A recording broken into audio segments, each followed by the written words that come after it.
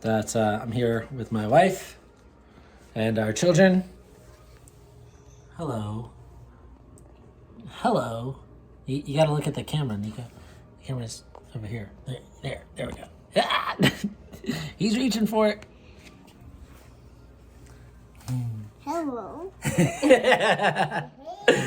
I guess I'm just sharing today about just how awesome having kids is. Right now we're making some cookies.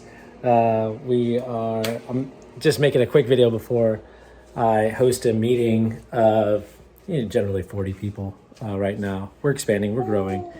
But we're going to be talking about today game theory and self-confidence.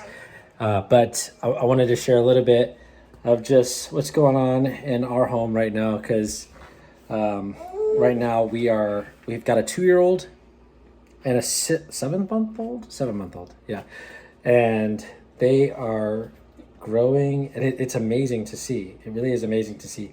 Hazel, like literally every day, and I've only just started taking pictures of her when she does this, but literally every day she will take off with a book and go into a room by herself, or maybe she'll hang out in the playroom where we're all hanging out, and she will just sit there with a book and just go through and read the book to herself. And she's not actually reading the words just yet, right? But she's going through and she wants to be with the book, which is amazing because that's how she entertains herself. When somebody's not entertaining her, that's how she entertains herself. We don't own a television. We don't do, tablets or any of that stuff. And it's really cool just watching that this is how she's interacting with her environment. And I was just watching a video today where this professor was giving a lecture at a university of some sort, and he's telling the students, everybody that's using AI is getting dumber, and we're seeing this trend. And he's saying it's opening up an opportunity for those who know how to read, because so many people don't know how to read, so many people can't do basic math, all that stuff, that it's opening up this opportunity for those who do know how to read. And he was saying read, like not just read a stop sign that says stop, but reading within the context of being able to read long term or for a long period of time. So for 15 minutes is not enough. 15 minutes and then you look at your phone, that's not enough. But being able to sit with a book and read for an hour and actually understand what you've read. He was saying that skill is going to become so rare. It's already rare right now. He's saying something like less than 10% of the population in the US can even do that, right? But it's opening this opportunity, the way that technology is growing right now with AI, and they want to put AI in the schools. I was just watching a video on that as well, of how they're making this huge push to put AI in the schools, which there was a White House executive order about that, if you didn't know about that.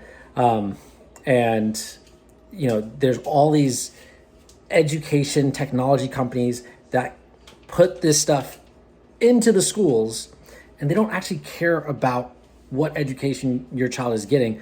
They just want to sell their product, right? And we've been seeing that the trend for education has been going down, down, down, down. So there's going to be a massive opportunity for those who can read, who have an actual education, because they're going to become the new elite. That's what this guy was saying. That's what this professor was saying. And he's right. And so it's really awesome just to see that already at 2 years old, Hazel can identify letters, uppercase and lowercase. She wants to read books on her own. And I know, it'll be in a few short years, she'll be reading exceptionally well. And that's going to be really exciting. But I know that that's going to lead to her being able to process information and learn new information and gather knowledge for herself. And I had this question. I was listening to something, and this question popped up because the person giving the podcast or whatever it was saying that we need to, or we seek knowledge. We go to school. Why? Because we want to be free. We want to be free people. right? And that's all he really said. But it brought up this question of, can you be free without real knowledge? Can you be free without the ability to expand your knowledge? And of course, the answer is no, right? Because if you cannot expand your knowledge, as an example, you don't know how to build a fire, you don't know how to cook, well then guess what?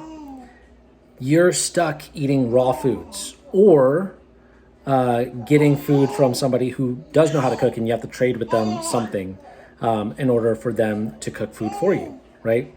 And in the same way, we're in a world right now where if you don't know how to do something, if you don't know how to make a battery, you have to buy batteries. If you don't know how to make a technology, you have to buy the technology. Okay, but also, if you don't know how to build a business, you have to work for somebody who does have a business.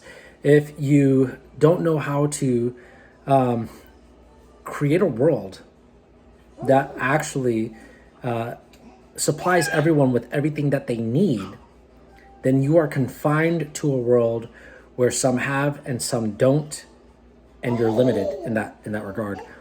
And that's where we're at right now.